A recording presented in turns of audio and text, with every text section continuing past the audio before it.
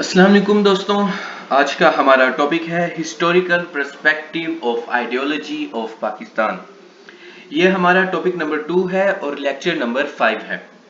इस लेक्चर के अंदर हम स्टडी करेंगे दारुल उलूम देवबंद और नदवतुल उलमाए लखनऊ। आज हम सिर्फ और सिर्फ इन दो टॉपिक्स को स्टडी करेंगे।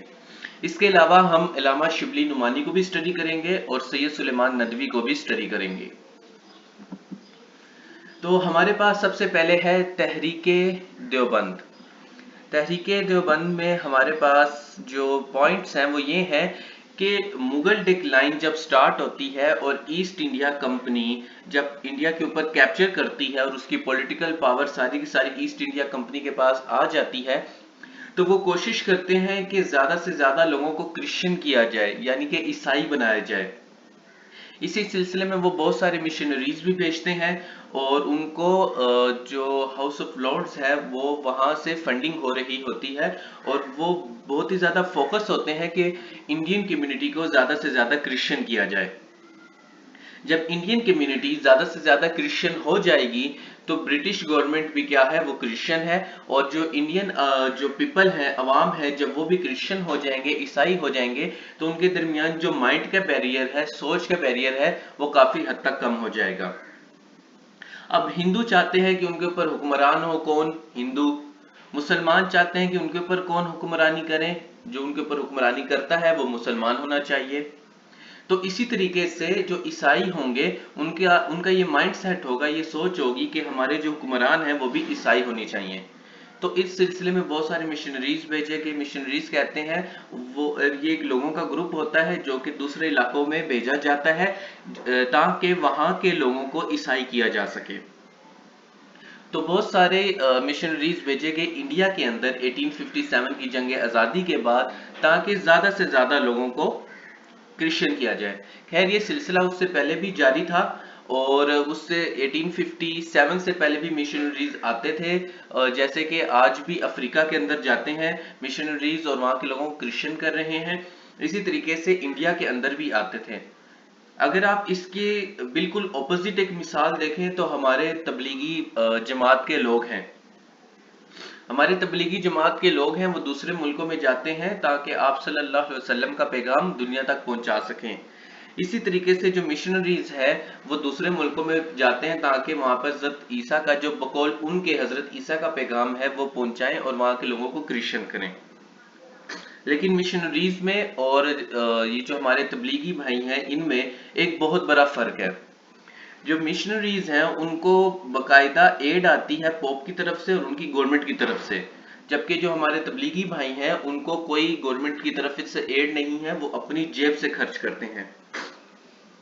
तो फिर फर्क तो आपको नजर आएगा ही मिशनरीज में और तबलीगी लोगों में, कि जो मिशनरीज हैं उनके पास सारी फैसिलिटीज मौजूद होती हैं और क्योंकि उनको गवर्नमेंट की तरफ से सपोर्ट होती है। दूसरी तरफ जो हमारे तबलीगी भाई हैं वो आप उनको बहुत ही मुश्किल हालात में भी देखते हैं। क्यों देखते हैं? क्योंकि वो अपनी जेब से पे कर रहे होते हैं, वो अपनी जेब से पे करके आगे जा रहे होते हैं ताकि आप सल्लम का पैगाम दुनिया तक पहुंचा सकें। तो वापस आते हैं अपने टॉपिक की तरफ। तो जो मुगल डेक्लाइन के बाद जो गवर्नमेंट थी, ब्रिटिश गवर्नमेंट थी, वो चाहती थी कि ज्यादा से ज्यादा लोगों को क्रिश्चियन किया जाए। तो जब वो क्रिश्चियन हो जाएंगे तो उनका ये माइंड सेट होगा कि हमारे ऊपर हुक्मरान जो है वो भी क्रिश्चियन होने चाहिए। इसी सिलसिले में मुसलमानों ने मदरसा कायम किया जिसके दारुल उलूम देवबंद का नाम मिल गया। इसे तहरीके देवबंद कहते हैं और तहरीके देवबंद ने बहुत ज्यादा काम किया हुआ है। तो the day of Thursday 15 of Muharram और हिजरी का साल था 1283 और आम कैलेंडर था मई ऑफ 30 1886। इस दिन Islamic history of India when the prominent Islamic उलमा headed by Maulana Mahmood Qasim Maulana Mohammad Qasim Nanotvi, Maulana Rashid Ahmad Gangohi and हाजी मोहम्मद हुसैन आबिद, तो ये सारे जो उलमाए कराम थे ये इकट्ठे हुए थे और इस मुलाकात के अंदर उन्होंने ये डिसाइड किया था कि हमें एक اس طرح کا سسٹم بنانا ہے، اس طرح کا ادارہ بنانا ہے جو کہ عیسائیت یعنی کہ جو مشنریز آ رہے ہیں ان کا مقابلہ کر سکے، اور ہم نے اپنے لوگوں کو ایجوکیٹ کرنا ہے اسلامک تعلیمات کے ساتھ، تاکہ وہ جو مشنریز ہیں جو کہ ہائیلی فنڈیڈ ہیں تو ان کا مقابلہ کر سکیں۔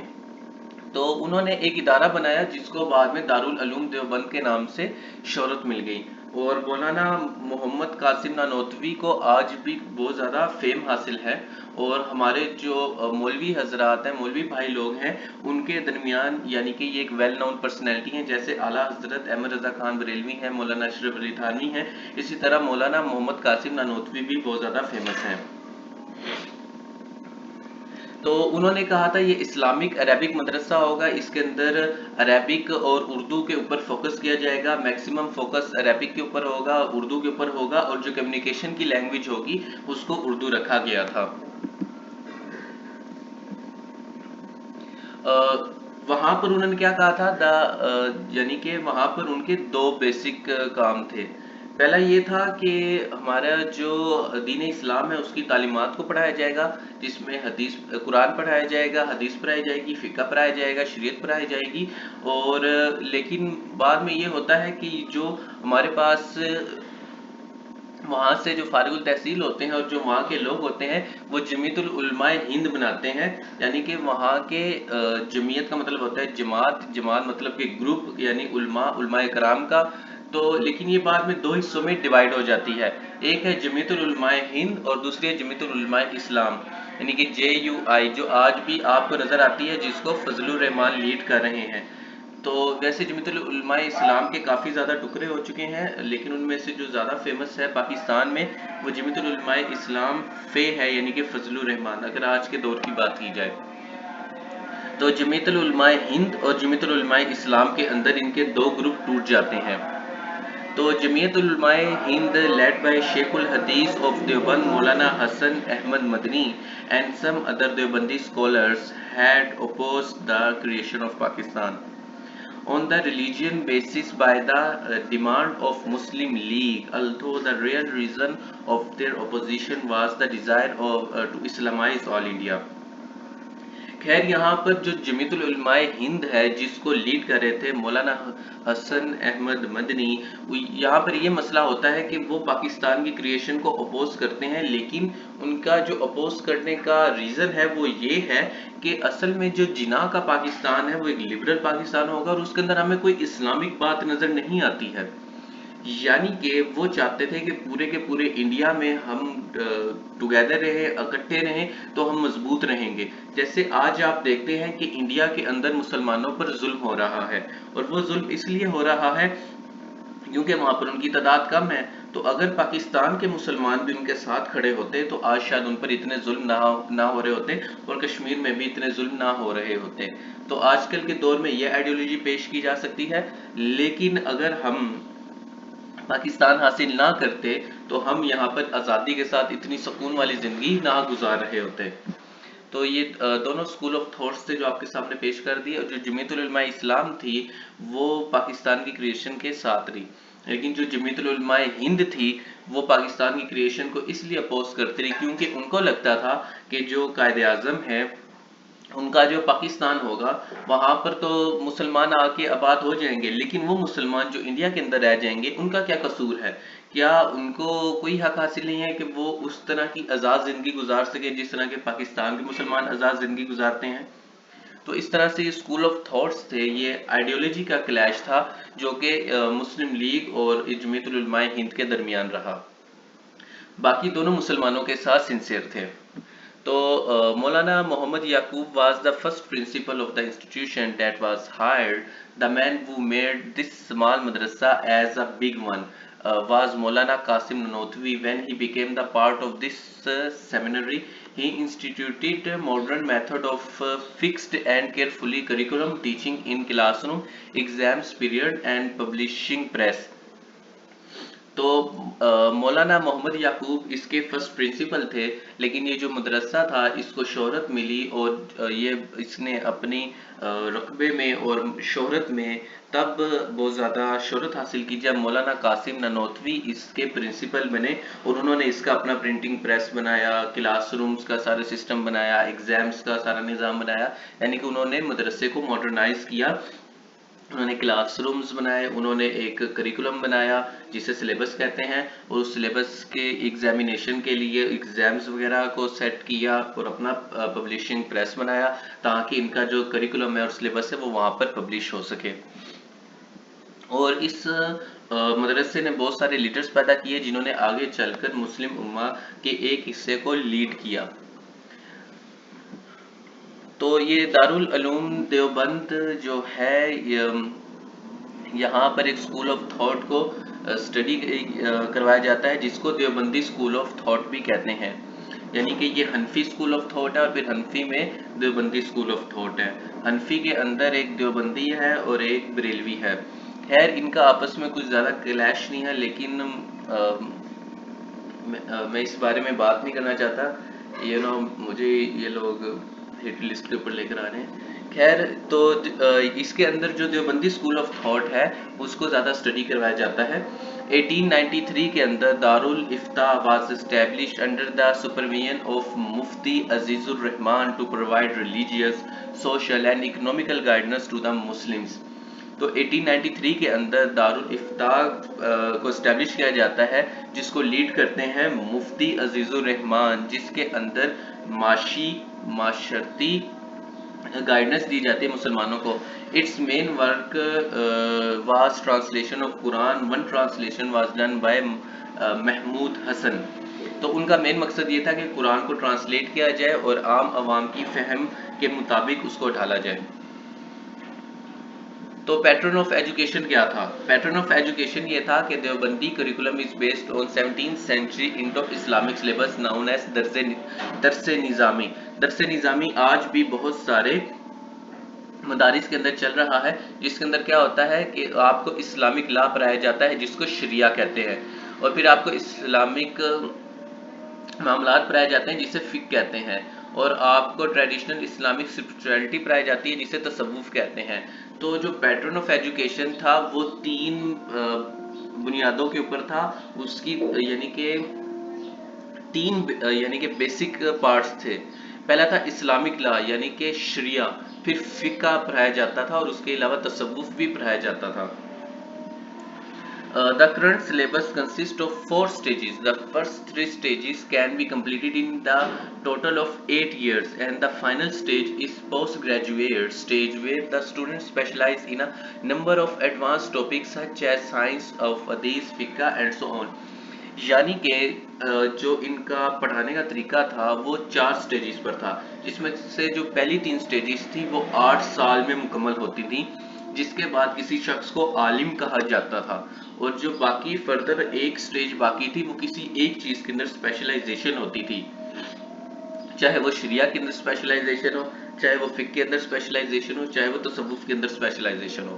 تو وہ جو اسپیشلائزیشن ہوتی تھی فقہ کے اندر یا شریعہ کے اندر، تو وہ جو اسپیشلائز ہوتا تھا اس کو مفتی کہہ دیتے تھے، یعنی کہ وہ فتویٰ دینے کے قابل ہے۔ ایمز اینڈ آبجیکٹیوز، ان کا ایمز یہ تھا کہ providing comprehensive information to the Muslim about their religion and making arrangement for teaching of Quran, tafsir, hadith etc۔ Number 1 یہ تھا کہ مسلمانوں کو ان کا دین سکھایا جائے جس میں ان کو قرآن، تفسیر، حدیث وغیرہ بارے میں پڑھایا جائے۔ پھر کیا ہے، invoking the spirit of Islam among the student, کہ اسٹوڈنٹس کے اندر اسلامک یعنی ان کو اسلام سکھایا جائے، ان کے اندر اسلام کی روح پیدا کی جائے، ان کے اندر اسلام کے بارے میں جو صحیح تعلیمات ہیں وہ پیدا کی جائیں۔ پھر ہے پروپاگیشن اینڈ ٹیچنگ آف اسلام، کہ اسلام کی تعلیمات دی جائیں اور اس کو پھیلایا جائے، یعنی کہ دوسرے لوگوں کو بھی اسلام کی دعوت دی جائے، یعنی کہ اس طرح کی نوجوان نسل بنائی جائے جو کہ اسلام کو اچھے طریقے سے جانتی ہے تاکہ وہ آگے اسلام پھیلا سکیں۔ پھر ہے preserving the freedom of thoughts and knowledge, کہ جو تھاٹس ہیں، خیالات ہیں، جو نالج ہے، علم ہے، اس کو پریزرو کیا جائے تاکہ پریزرو کرنے کا فائدہ یہ ہوتا ہے کہ یہ مشکل حالات میں کام آئے گا، یعنی کہ جب مسلمانوں کے اوپر مشکل حالات آئیں گے اور اگر کسی طریقے کی وجہ سے مسلمان زوال کا شکار ہوتے ہیں تو یہ لوگ اسلام یعنی کہ اسلامک ایجوکیشن رکھتے ہوں گے تو یہ عام مسلمانوں کو گائیڈ کر سکیں گے۔ Establishment of Arabic institution for the propagation of Islam, تو یہاں پر ایک اسلامک انسٹیٹیوشن بنایا گیا تاکہ اسلام کو پھیلایا جا سکے، یعنی کہ جو عربی ہے تاکہ ہم عرب دنیا کے ساتھ بھی کانٹیکٹ میں رہ سکیں، رابطے میں رہ سکیں اور ہم ان کے ساتھ اچھے طریقے سے کمیونیکیشن کر سکیں اور ان کے سکول آف تھاٹس اور اپنے سکول آف تھاٹس کا تبادلہ کر سکیں، ایک اچھی کمیونیکیشن ڈیولپ کر سکیں، جس کی وجہ سے ہمارا جو مائنڈ ہوگا وہ اور زیادہ ایکسپینڈ کرے گا، ہمارے پاس اور زیادہ تھاٹس ہوں گے، ہمارے پاس ہماری جو تھنکنگ ابیلٹی ہے وہ پہلے سے زیادہ ہوگی اور اس سب کی مدد سے ہم اسلام کو آگے پھیلا سکیں گے۔ تو ہمارے پاس ہے impact of Darul Uloom Deoband. Many Islamic schools in India, Pakistan, Bangladesh, Afghanistan, United Kingdom, South Africa and other parts of the world are theologically linked to Darul Uloom Deoband. Deobandi graduates establish many seminars around the world such as Darul Uloom Sabilul Islam in Hyderabad, India, Madrasa Inamiya تو ہمارے پاس یہاں پر آتا ہے کہ جو Islamic world میں جو India, Pakistan, بنگلہ دیش، Afghanistan, United kingdom, South Africa کے اندر انہوں نے اپنے مدارس قائم کیے تاکہ وہاں پر اسلامک ٹیچنگز کو عام کر سکے، اور اس کے علاوہ یہ پوری دنیا میں سیمینارز کرتے تھے تاکہ اسلامک تعلیمات کے بارے میں دنیا کو آگاہ کیا جا سکے، جس میں دارالعلوم کراچی یعنی کہ جو ان کے مدرسے میں ہے ان میں دارالعلوم کراچی ہے، جامعہ اشرفیہ لاہور ہے، جامعہ ضیاء القرآن ہے جو المعروف باغ والی مسجد فیصل آباد کے اندر موجود ہے۔ تو recent development of Darul Uloom Deoband یہ ہے کہ انہوں نے قادیانیت کے خلاف بہت زیادہ کام کیا۔ تو قادیانیت جو ہے وہ یہ ہے کہ وہ احمدیہ فرقہ جو ہے جو کہ اسلام کا ایک فرقہ تصور کیا جاتا ہے، لیکن جبکہ وہ اسلام سے باہر ہیں۔ وہ اسلام سے باہر اس لیے ہیں کیونکہ وہ آپ صلی اللہ علیہ وسلم کو اللہ تعالیٰ کا آخری نبی نہیں مانتے، لیکن وہ پھر بات کو اس طرح سے گھماتے ہیں کہ ہم حضرت عیسیٰ کا جو نزول ہے وہ کسی ایک عام شخص کے اندر ہو جائے گا تو وہ اللہ کے نبی کے طور پر سامنے آ جائے گا، وہ اصل میں خلافت رکھتا ہوگا آپ صلی اللہ علیہ وسلم کی، نعوذ باللہ، جبکہ ایسا نہیں ہے۔ ہمارے ایمان کا حصہ یہ ہے کہ حضرت عیسیٰ علیہ السلام آسمان پر اٹھائے گے اور وہ اسی حالت میں اسی عمر میں واپس آئیں گے اور آپ صلی اللہ علیہ وسلم کو اللہ تعالیٰ کا نبی مانتے ہوئے ان کی ٹیچنگز کو آگے لے کے چلیں گے اور امام مہدی کے ساتھ وہ جہاد کریں گے اور دنیا کے اندر امن قائم کریں گے۔ امن قائم کرنے کا مطلب یہ ہے کہ جو سسٹم ہوگا دنیا کا وہ اسلامک ہوگا، باقی ہر ایک کو آزادی ہوگی اپنا دین فالو کرنے کی، لیکن جو دنیا میں شر پھیلانے والے عناصر ہیں، جو دنیا میں فساد کرتے ہیں، ان کا وہ خاتمہ کریں گے۔ خیر آگے بڑھتے ہیں۔ یہ recent development of Darul Uloom Deoband یہ تھی کہ انہوں نے قادیانیوں کے خلاف آواز اٹھائی، سیمینارز کی، امت مسلمہ کو اکٹھا کیا، جو باقی ان سے بریلوی ہیں اور شیعہ حضرات ہیں اور اہل حدیث ہیں ان سب کو ایک پلیٹ فارم پر لے کر آئے، اکٹھے سیمینارز کروائے، اکٹھی کانفرنسز کروائی اور ان سب نے مل کر قادیانیت کے خلاف آواز اٹھائی۔ 1996 کے اندر جو دارالعلوم دیوبند کے مدارس ہیں وہاں پر کمپیوٹر کلاسز کا آغاز ہوا اور انٹرنیٹ کے آنے کے بعد وہاں پر انٹرنیٹ بھی سکھایا جانے لگا۔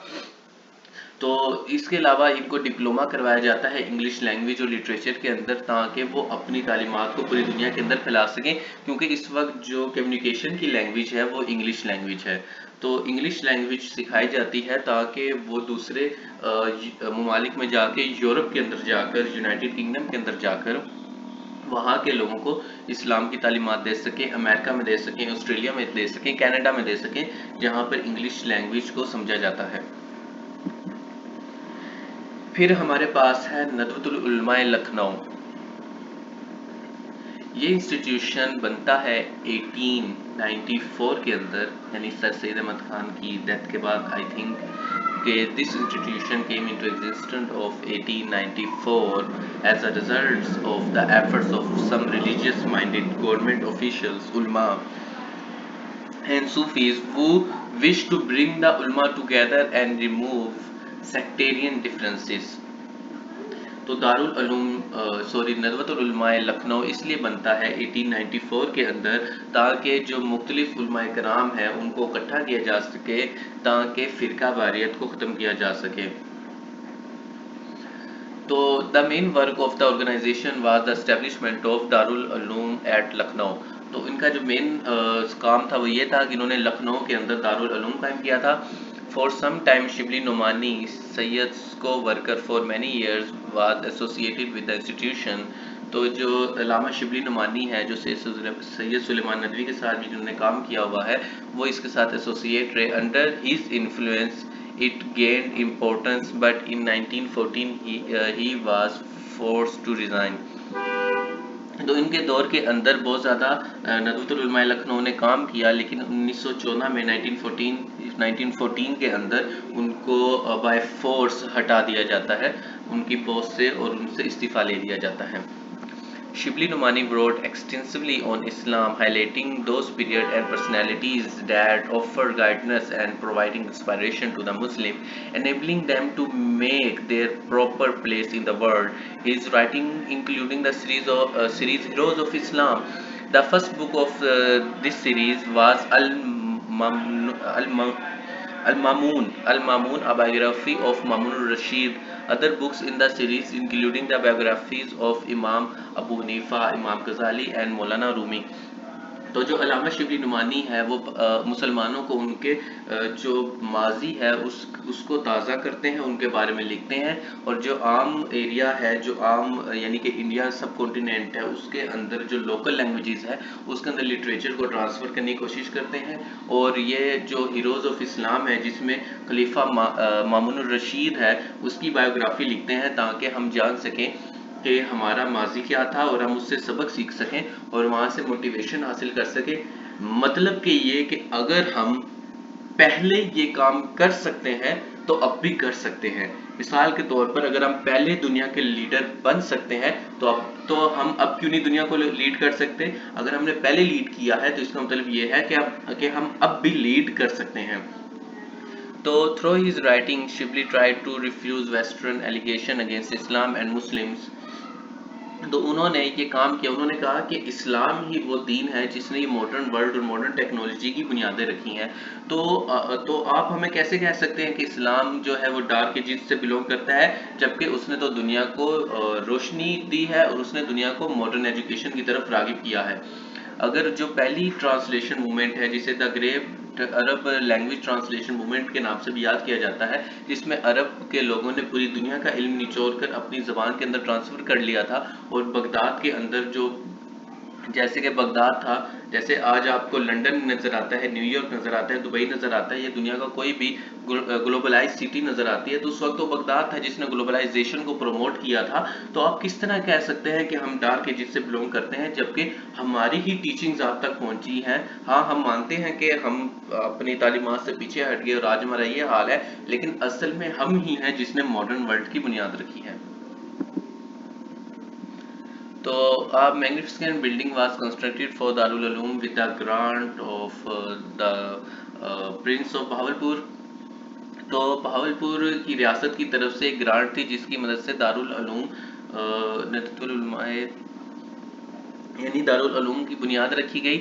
اور آپ دیکھ سکتے ہیں کہ the tradition of training in literacy یعنی کہ عربی زبان کو اندر وہاں پہ تعلیم دی جاتی تھی اور دارالمصنفین بنایا گیا جسے اکیڈمی آف آتھرز کہتے ہیں ایٹ اعظم گڑھ.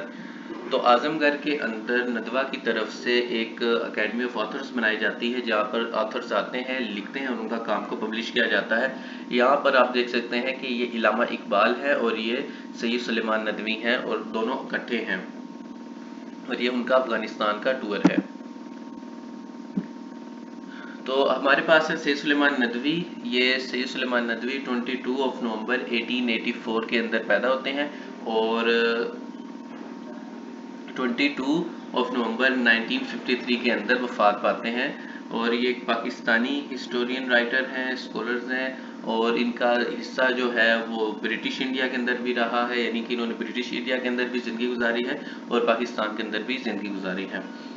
تو یہ سیرت النبی کے کوآتھر ہیں تو سید سلیمان ندوی جو ہے، علامہ شبلی نعمانی جو ہے اور سید سلیمان ندوی جو ہے، انہوں نے مل کر ایک ہیوی والیومز کے اوپر آپ صلی اللہ علیہ وسلم کی زندگی کی بائیوگرافی لکھی تھی، جس کے جو پہلے 2 پارٹ ہیں وہ علامہ شبلی نعمانی نے لکھے تھے اور باقی سید سلیمان ندوی نے لکھے تھے، کیونکہ وہ ان کے کام کو لے کے آگے بڑھے تھے ان کی ڈیتھ کے بعد۔ تو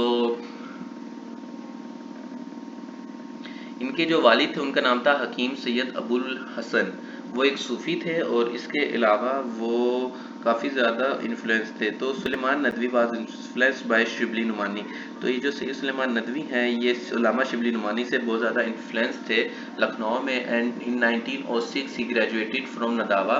In 1908 Nadvi was appointed as the instructor of modern Arabic and theology at Darul Uloom Nadawa.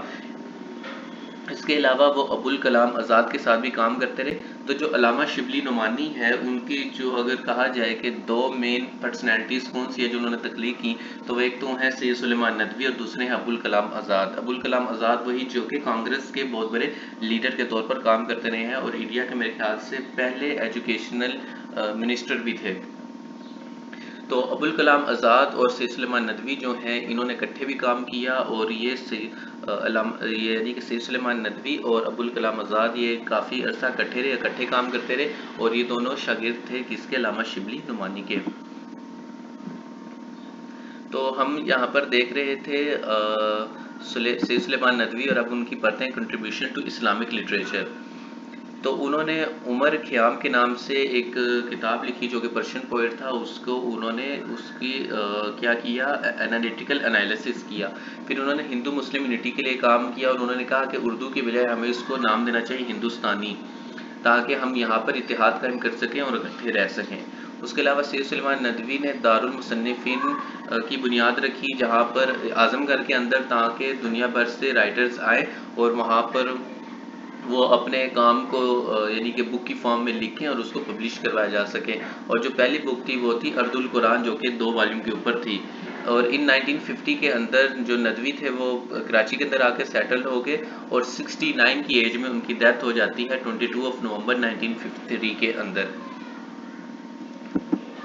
آگے ہمارے پاس ہیں علامہ شبلی نعمانی۔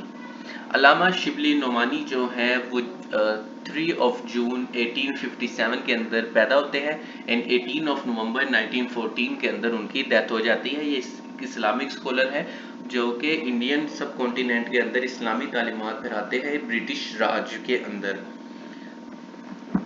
تو یہ ان کی ایک شارٹ سی بایوگرافی لکھی ہوئی ہے۔ ہی واز بورن ایٹ بنداول ان اعظم گڑھ district of present day Uttar Pradesh. تو اتر پردیش کا جو اعظم گڑھ ہے جسے یو پی کہتے ہیں وہاں پر ان کی پیدائش ہوتی ہے، اور he is also known for the founding the Shibli National College in 1883 کے اندر and Darul Musannifin house of writers ان اعظم گڑھ۔ تو Nomani was scholar in Arabic, Persian, Turkish and Urdu language. تو یہ بہت ہی یونیک کمبینیشن ہے جس میں آپ کو پہلے تو ہے یعنی کہ عربی اور فارسی تو کامن تھا لیکن ان کو ترکی زبان بھی آتی تھی۔ He collected much material on the life of the Prophet of Islam Muhammad صلی اللہ علیہ وسلم and write first volume of the planned work the سیرت النبی۔ تو جو علامہ شبلی نعمانی ہے وہ سیرت النبی صلی اللہ علیہ وسلم کے پہلے 2 والیوم لکھتے ہیں، لیکن جو باقی کے والیوم ہیں وہ سید سلیمان ندوی لکھتے ہیں، کیونکہ علامہ شبلی نعمانی جو ہے ان کی ڈیتھ ہو جاتی ہے اور ان کے کام کو آگے بڑھاتے ہیں سید سلیمان ندوی، اور وہ ان کے باقی کے 5 والیوم لکھتے ہیں۔ تو پہلے 2 والیوم لکھے تھے علامہ شبلی نعمانی نے اور باقی کے 5 والیوم لکھے تھے سید سلیمان ندوی نے۔ تو ہم آگے بڑھتے ہیں اب۔ Nomani was born into a Muslim Rajput family. اچھا، تو یہ بہت ہی انٹرسٹنگ بات ہے کہ شیو راج سنگھ جو تھے ان کے آباء و اجداد وہ مسلمان ہوتے ہیں، اور اس کے بعد جو شبلی نعمانی ہے وہ راجپوت فیملی سے تھے، اور اس کے علاوہ ان کا جو بڑے بھائی تھے یعنی ان کے جو بھائی تھے شیخ حبیب اللہ سوری ان کے جو چھوٹے بھائی تھے وہ لندن جاتے ہیں، وہاں سے تعلیم حاصل کرتے ہیں اور بیرسٹر ان لا کے طور پر واپس آتے ہیں اور علی گڑھ الہ آباد ہائی کورٹ کے اندر کام کرتے ہیں۔ لیکن جو علامہ شبلی نعمانی ہے وہ ٹریڈیشنل اسلامک ایجوکیشن حاصل کرتے ہیں، اور Nomani was named after Abu Bakr al Shibli who was a Sufi saint and a disciple of Junaid Baghdadi, یعنی کہ جنید بغدادی کے جو سلسلے میں سے آتے ہیں ابو بکر الشبلی، ان کے نام کے اوپر ان کا نام علامہ شبلی نعمانی رکھا جاتا ہے، اور ان کو ابتدائی تعلیمات دلائی جاتی ہیں اسلامک، تاکہ یہ اسلامک اسکول آف تھاٹ سے اچھے طریقے سے واقف ہو جائیں۔ جو علامہ شبلی نعمانی ہے وہ علی گڑھ اور ندوہ دونوں طرف سے اٹیچ رہتے، اور وہ علی گڑھ سے بھی پڑھے ہوئے ہیں، اور وہاں پر وہ پرشین اور عربک لینگویجز پڑھاتے تھے۔ تو سر سید کی ڈیتھ کے بعد انہوں نے وہاں سے چھوڑ دیا تھا۔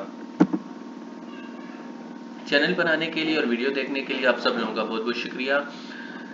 میں امید کرتا ہوں کہ آپ کو یہ کنٹریبیوشن پسند آئے گی۔ اللہ حافظ۔ اگر آپ کو ویڈیوز پسند آتی ہیں تو لائک شیئر کمنٹ کریں، اور اگر آپ کا کوئی سوال ہے، یعنی کہ اگر آپ کے مائنڈ کے اندر کوئی ڈاؤٹ ہے اور اگر آپ سوال کرنا چاہتے ہیں تو آپ نیچے کمنٹ باکس کے اندر لکھ سکتے ہیں، اور آپ کے سوال کا جواب انشاءاللہ تعالی دیا جائے گا۔ اور اگر کوئی بھی مائنڈ میں کنفیوژن ہے کسی بھی ٹاپک سے ریلیٹڈ، یعنی ابھی تک جو میں نے پڑھائے ہیں، اگر اس سے ریلیٹڈ کوئی سوال آپ کے مائنڈ میں آتا ہے تو آپ وہ نیچے کمنٹ باکس کے اندر کر سکتے ہیں۔ بہت بہت شکریہ۔